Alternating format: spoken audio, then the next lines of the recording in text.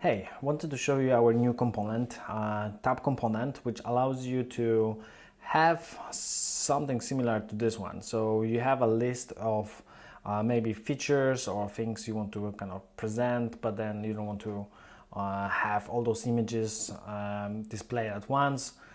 So then by picking different different tab, you will see a different image here.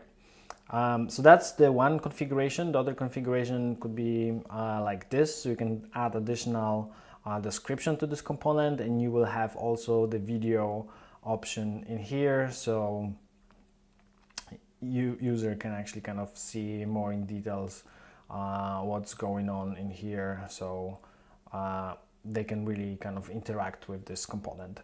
So now I'll show you quickly how to add this component to your website. So if you go to your website, as always, you can just kind of use this menu kind of here just to navigate through all the elements. And if we want to add it after the text, since we're in the column already, so after selecting this, we can actually go and add new component. And then this tab list is here, but you can also search for it. So you can just add it like this. And it's already preloaded for you with some basic information here. But then, of course, we can go and edit all the content.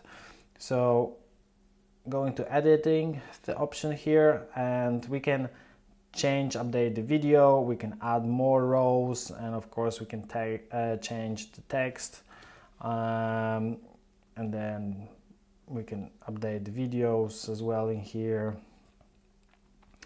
and of course when we are done, save, and we can see results already here. We can add additional animation, so that's for the whole component. And then pretty much save and publish. You can preview it also on different layouts. It will automatically actually change into this vertical composition. So you have text above the video elements and an image. So yeah, that's all done.